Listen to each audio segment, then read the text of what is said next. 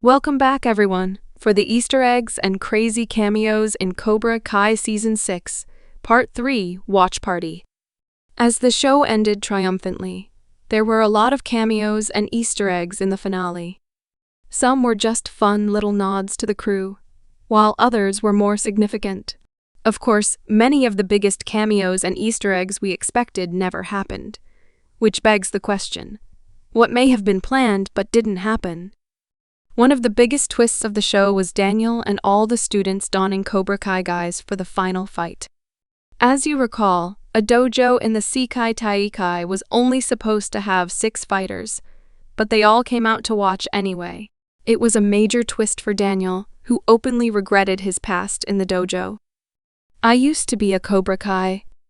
It's not something I'm proud of. Sam also noticed that the senses didn't have their names on the front of their guise. This seems to be a continuation from the movie, where Kreese didn't have his name on the front. However, here they do have the logo on the back. Of course, you remember Terry Silver's words.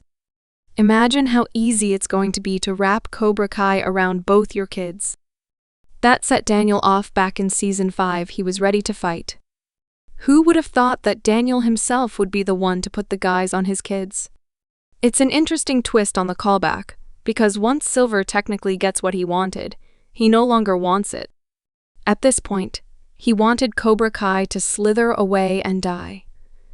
But here it is, back and threatening his iron dragons, complete with new Cobras Anthony and Samantha LaRusso.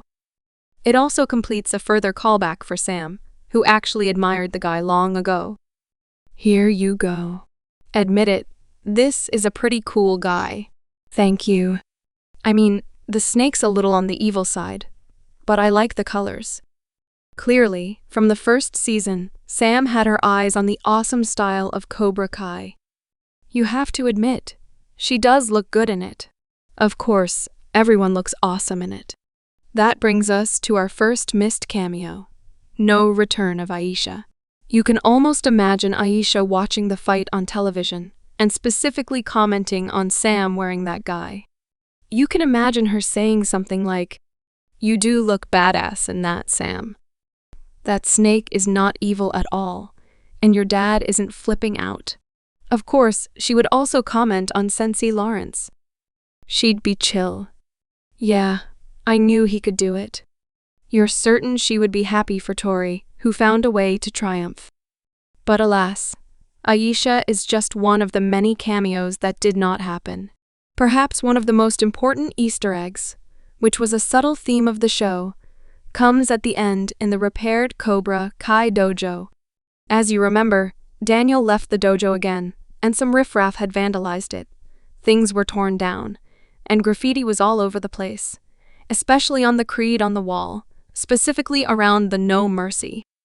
Before we go any further, I do want to point out that the graffiti was lackluster. I give it a 4 out of 10. There was no profanity, no rocket ships, none of that. In fact, there was a heart. Who does graffiti with a heart? Goodness, that is sad. I expect much better next time. Anyway, the graffiti, and specifically the heart over the No Mercy, was not accidental.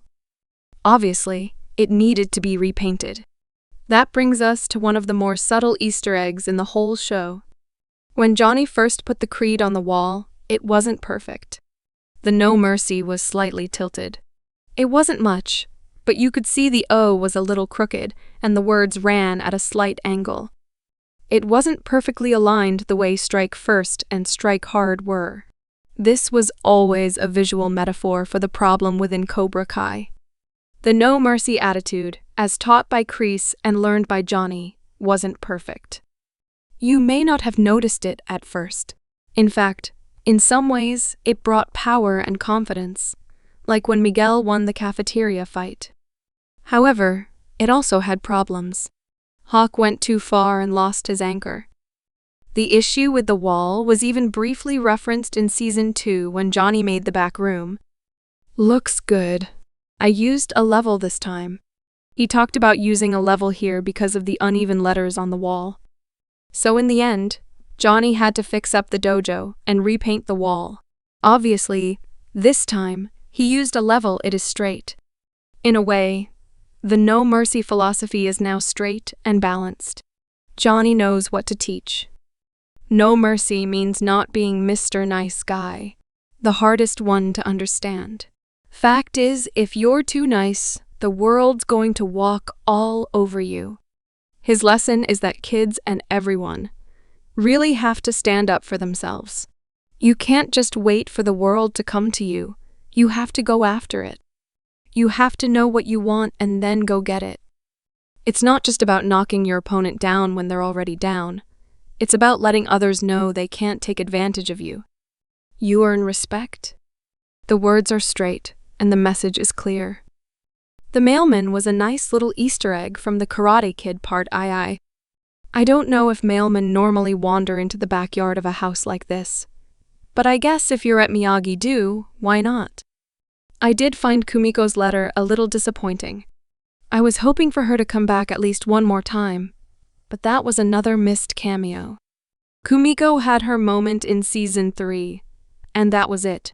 Now, while we're on the topic of missed cameos, there is one significant one to point out, Dutch. We now know from an interview with Billy Zabka that episode 15 was originally going to open with a flashback to Johnny visiting Dutch in prison. According to Zabka, the scene was going to play out similarly. Johnny would say they're old and washed up, except Dutch wouldn't take it and would say, "There are no second chances." You can imagine that it would have been a very poignant scene. Dutch, who is in prison, would be the one saying, "Don't give up." Maybe he realized he didn't have a second chance, which is why he was pushing Johnny to do better. Unfortunately, we never got the scene. Chad McQueen wanted to do it, but his health deteriorated before he could.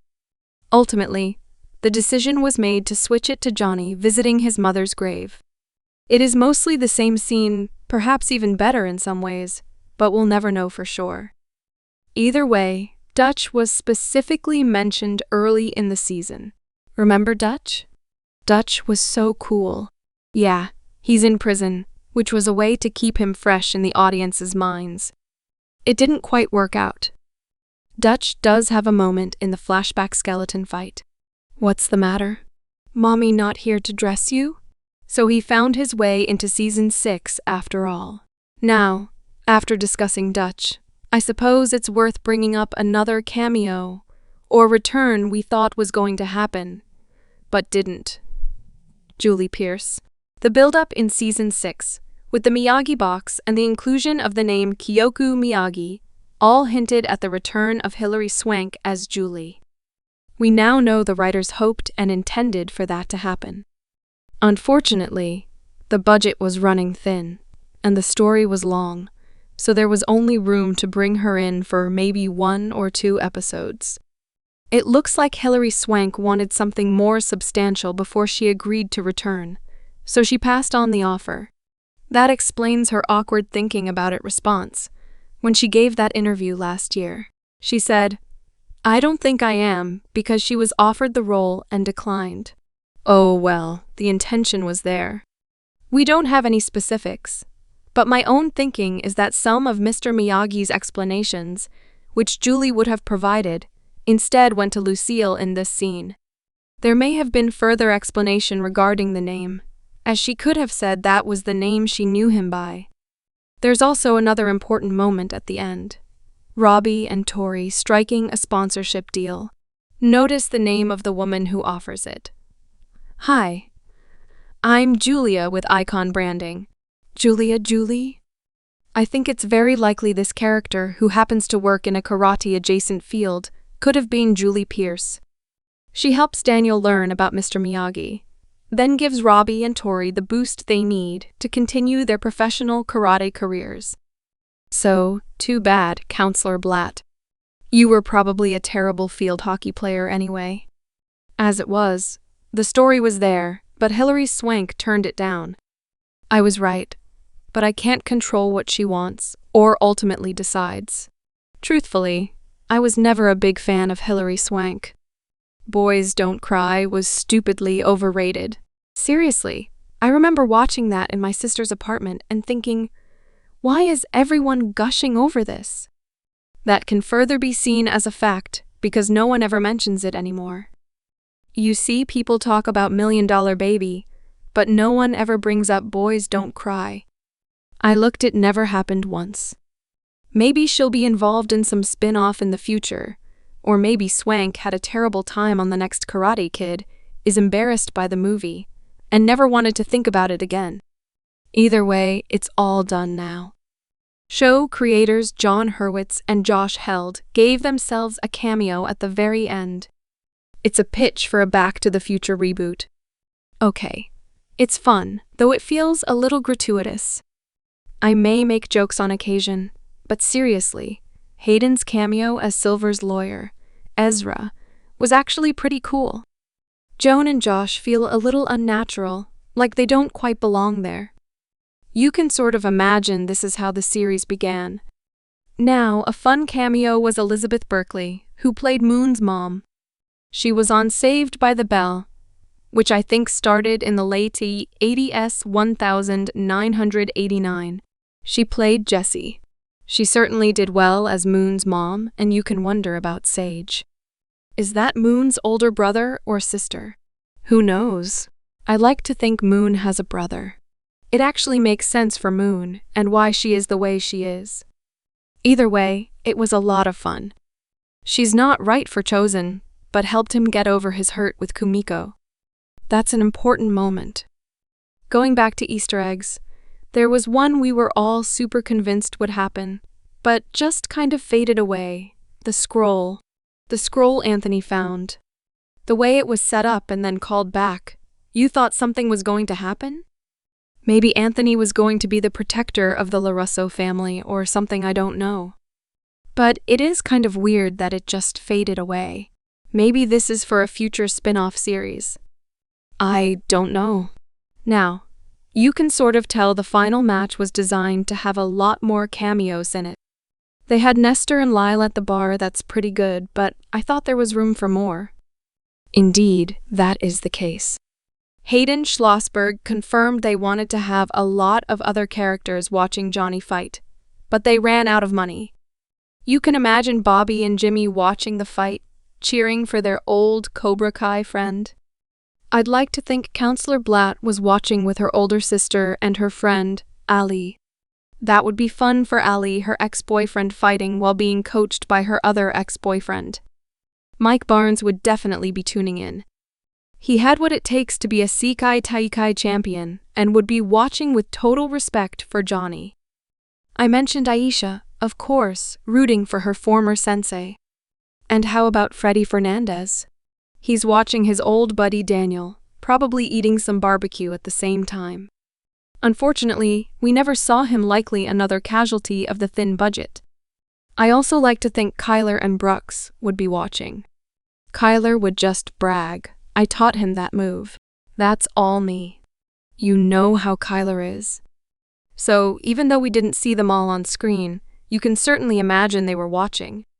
Not everything takes place on screen, and I think it makes Johnny's win all the more special. There were some smaller cameos. Some of the show's writers are in the bar, that's Bob Dearden and Joe Piarulli. Lan Thomas, another writer, is at the bar serving drinks. Various post-production crew members and some of the actors' children are in different shots. Frank Helmer, the show's costume designer since season 1, is the tailor helping Johnny find a suit. You can almost imagine this is how some of the costume fittings have gone in real life. So, that's a look at some of the more important Easter eggs and cameos. Ultimately, the show handled nostalgia the best way possible. Everything served the story, and that is the secret to its success. Don't be gratuitous. Make it make sense. Have a great day. I'll see you at the next watch party.